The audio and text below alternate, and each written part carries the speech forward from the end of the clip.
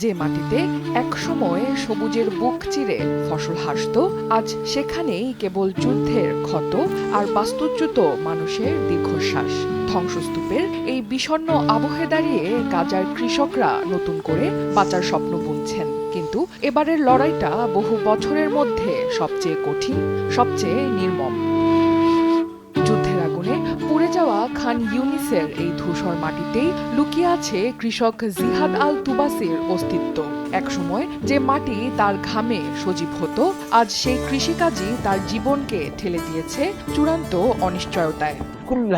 কৃষি উপকরণ বলতে এখন আর কিছুই নেই। যা পাওয়া যায় তার দাম এত বেশি যে আমাদের জীবিকা প্রায় বিলীন হয়ে গেছে। কোনোভাবে ফসল উৎপাদন করলেও এখন আর স্থিতিশীলতার কোনো নিশ্চয়তা নেই। সার নেই, চোখের সামনে ফসলগুলো নষ্ট হয়ে যাচ্ছে। জিহাদ জানান, যুদ্ধের পর টমেটোর দাম যেন আগুনের শিখার মতো লাফিয়ে বাড়ছে। এক বাক্স টমেটো যা আগে বিক্রি হতো 20 থেকে 30 সেকেলে, তা এখন ঠেকেছে 80 থেকে 150 সেকেলে। কিন্তু এই চড়া দাম কৃষকের পকেটে স্বস্তি আনেনি। উৎপাদন খরচ এতটাই বেড়েছে যে এই মূল্যবৃদ্ধি তাদের জীবনে কোনো সচ্ছলতা দিতে পারেনি। যুদ্ধের আগে আমাদের আয় সীমিত ছিল, কিন্তু ভালো এবং যথেষ্ট ছিল। এখন আয় আছে, কিন্তু তা খরচ মেটাতে পারে না। আমরা আগে টমেটোর একটি বাক্স 20 থেকে 30 সেকেলে বিক্রি করতাম এবং সবকিছু সামলানো যেত। আজ আমরা এক বাক্স 80 থেকে 150 সেকেলে বিক্রি করি, তবুও খরচ মেটাতে পারি না। খরচ অনেক বেশি এবং ক্রমাগত বাড়ছে। একই মাঠে রোদে পুড়ে ঘাম ঝরাচ্ছেন দিনমজুর ফুয়াদ আল আবেদ। দিন শেষে তার ভাগ্যে জোটে মাত্র 20 সেকেল মজুরি। কিন্তু যখন তিনি বাজারে যান, তখন এক নিষ্ঠুর বাস্তবতার মুখোমুখি হতে হয় তাকে।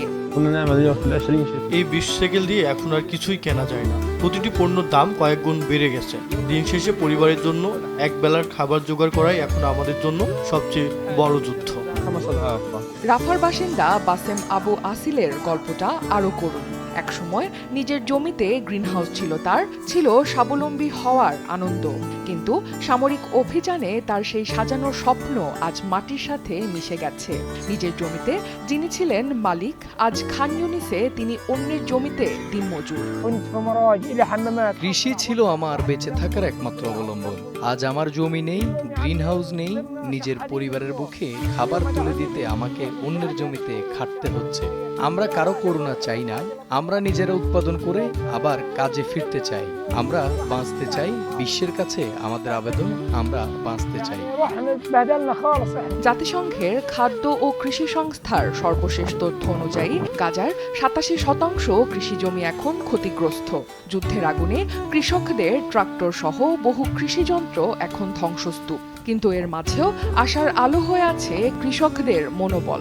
এর আগে মাত্র 200 জন কৃষক 500 মেট্রিক টন সবজি উৎপাদন করে দেখিয়েছিলেন। প্রয়োজনীয় উপকরণ আর একটুখানি সহযোগিতা পেলে গাজার এই রক্তাক্ত মাটি আবারও ফসলে ভরে উঠতে পারে। যেন ধ্বংসস্তূপে দাঁড়িয়ে আজ গাজার কৃষকরা শুধু ফসল নয়, যেন নতুন করে বাঁচার অধিকারটুকুই বুনে চলেছেন। অনন্যা দাস, সময় সংবাদ।